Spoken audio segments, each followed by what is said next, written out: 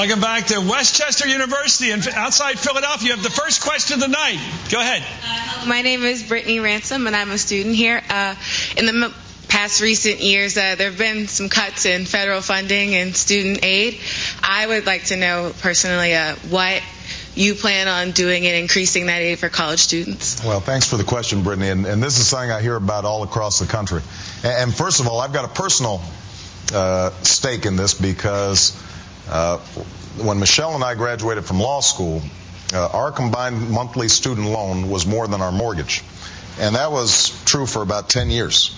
And we were luckier than most because as attorneys we could make a little more than if somebody was a teacher or somebody was a social worker. We've got to deal with this. I want to restore money that's already been taken away, number one. Number two, I want to expand Pell Grants because we need more grants, fewer loans, so that students aren't piling up huge amounts of debt. Number three, I want to create a $4,000 tuition credit every student every year. But young people will not be able to get it for free. You guys are going to have to participate in community service, work in a homeless shelter, work in a veterans home, join the Peace Corps. So we'll invest in you. We'll invest in you. You invest in America. And together, the country will get stronger, and you guys won't be loaded up with so much debt when you leave college. And one of the ways to pay for it, by the way, is eliminating the middlemen in some of the federal direct loan programs. You've got banks and financial institutions that are making billions of dollars off student loans. That's something that we've got to change.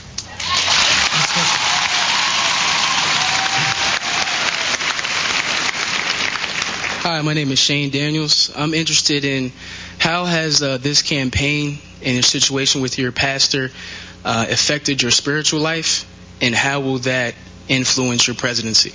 That's an interesting question. I am a Christian, and I pray every night. And when you're running for president, you pray even more. Although it's interesting, what I pray for, the longer I'm in this, is less about me and more about, first of all, making sure my family's okay. But the second thing is that whatever I'm doing is actually good for the people I want to serve and good for the country. The longer I'm in this process, the more you realize that you're going to be successful if you can get your ego out of it and focus on the job that needs to be done and what people are going through that I talk to every day. Obviously there is a flap in terms of my former pastor, and that was a difficult moment. This is somebody who, on the one hand, is a good man, but said some things that I deeply disagree with. I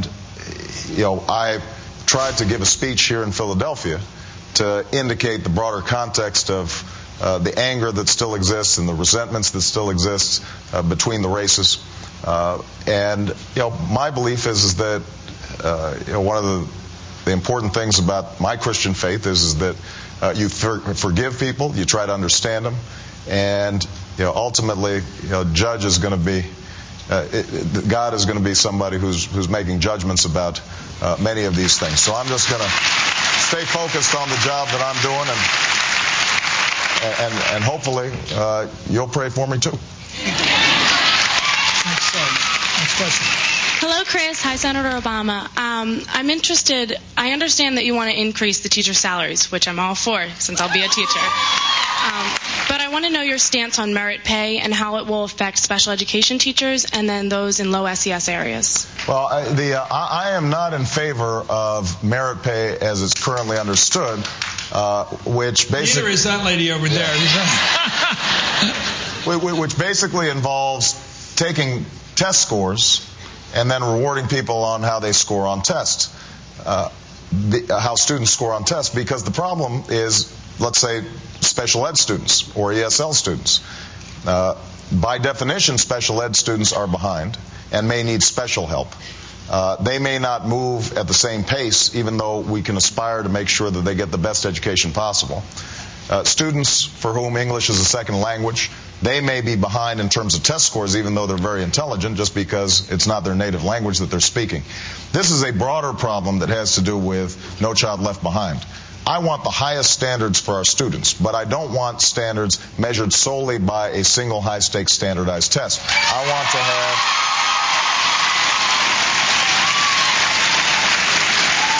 want to make sure that our standards are crafted with educators, with teachers. I do believe in creating career ladders for teachers so that if they become a master teacher, if they become nationally board certified, if they've done other things to improve their own professional development, that they can potentially get more pay. I think that's important. Okay. We only have a couple seconds. Your question? Yeah. Hi, my name is Leslie Rutkay, and as a type 1 diabetic, I was just wondering what you were going to do to gain further support for stem cell research. Well, the thing is, actually, we have enough support in the Senate and the House to pass this bill. George Bush has vetoed it. Here's what we'll do. We just need one more vote, and that's the vote of the president. And since I'll be the president, we will sign stem cell research. We're going to come right back with some 3 o'clock in the morning questions for Senator Barack Obama. More of the Hardball College Tour from